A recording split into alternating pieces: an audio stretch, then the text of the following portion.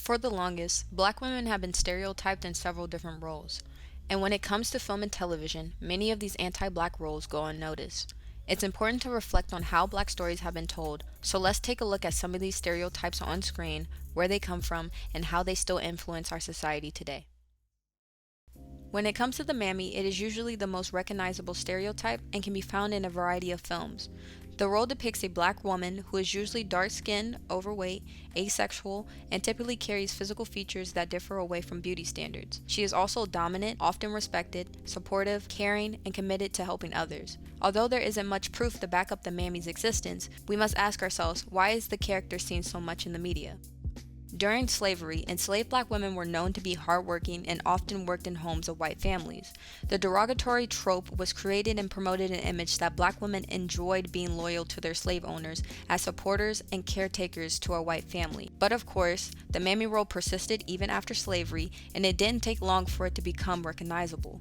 The Birth of a Nation by D.W. Griffin features the mammy in one of its first recorded appearances. In this film, the mammy, who is played by a white person in blackface, protects the home of her white masters against Union soldiers. This can be viewed once again in the well-known 1939 motion picture Gone with the Wind, where the mammy, played by Hattie McDaniel, similarly battles the soldiers to save the white mistress. And in 1940, for the role, Hattie McDaniel was the first black woman to win an Oscar for playing the mammy. This is one of the happiest moments of my life. Over the years, the depiction of the mammy continued into the civil rights movement and into the 90s, and it still served the same purpose today as it did back then. Black women were pushed into roles such as the mammy. Just look at some of the black women who have won Oscars. Many of them have played as maids. Overall, the caricatures of mammy subconsciously encourages the idea that black women are still expected to provide a service with a smile, and fosters an agenda that all black women are one-dimensional and are subordinate to whiteness. My beautiful, beautiful baby. Mama. The Jezebel can be seen a lot in film, and is typically portrayed as someone who is oversexed, has influence over men, and is someone who uses their body for beneficial reasons. Typically, the Jezebel is known to have a lighter skin complexion, and they thrive on attention, primarily from men that don't belong to her. During slavery, the sex abuse and persecution of African American women by their white slave masters gave rise to the Jezebel caricature. The first appearance of the Jezebel was seen again in D.W. Griffin's film The Birth of a Nation. Lydia Brown played a mulatto character as the wife of a white character, Senator Stoneman. In the film, Lydia was depicted as a liar, promiscuous, rude, as well as overly seductive. At the time, this characterization of the Jezebel wasn't as popular in cinema, but after about a century, it didn't take long for the sexually promiscuous image of black women to become widely seen in media and used in many popular blaxploitation films. Many of the black women who portray as the Jezebel in film usually have little to no value, are never taken seriously, and are only used to validate the credibility of black men.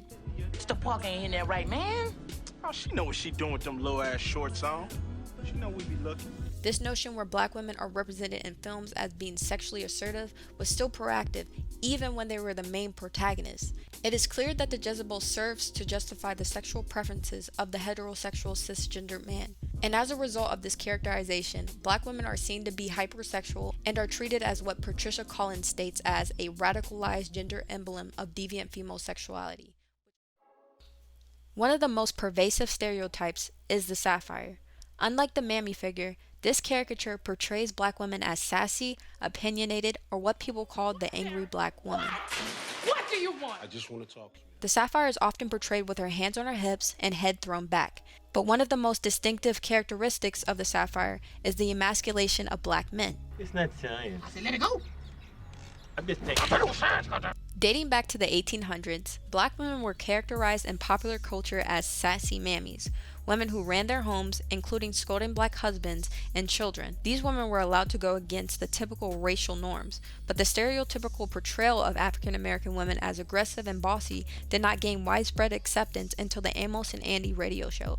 Freeman Goldsden and Charles Correll, the white creators of the program, played the roles of Amos Jones and Andy Brown, imitating and making jokes out of black dialect and black culture. Eventually, the radio show got its own CBS television show, and the Sapphire stereotype earned its name in relation to the character Sapphire Stevens. Sapphire Stevens was the wife of George Kingfish Stevens, a character portrayed as immature and lazy, and the show ran from 1951 to 1953 with an all-black cast.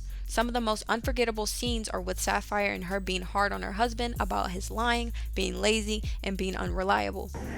Look, George Stevens, all I have to say is you come in out of that window before I get angry. At the time, this show became extremely popular, and not only did it misrepresent black families, it ultimately shaped the demeaning stereotypes of black women into people's consciousness for more than a decade. Today, this caricature of the Sapphire was primarily associated with black wives and mothers, and this association helped to spread the stereotypes of an overbearing mother and the idea that black families are broken and dysfunctional. And for a black woman, the Sapphire also implied that if she wanted to live outside of the white home framework, she must disqualify herself from the conventional feminine responsibilities. Mind. I know you better get out of my face. Because the bulk of black characters were played by white performers wearing blackface in some of the first motion picture films, some black actors such as Hattie McDaniel felt as though there was more good that came from it than bad because it opened doors for black actors to act on screen. I sincerely hope I shall always be a credit to my race and to the motion picture industry. My heart is too full to tell you just how I feel. And may I say thank you and God bless you. Now today, using satire, black filmmakers have challenged common black stereotypes and given viewers the ability to assess how black people are portrayed on film. Now, shows like Atlanta and Dear White People expose some of these stereotypes and their ignorance. The issue with stereotypes like the Mammy, Jezebel, and Sapphire is that they misrepresent black women's stories and promote ignorant racial stereotypes, which ultimately feed into racist narratives and the misrepresentation of black women's culture, as well as makes it harder to get away from such stereotypes. You wasn't a goddamn thing, and you had that smirk on your face, bitch. But once we're at a point where we can step away and bring attention to these racist stereotypes, then we can open opportunities and doors to allow other stories and voices to be heard.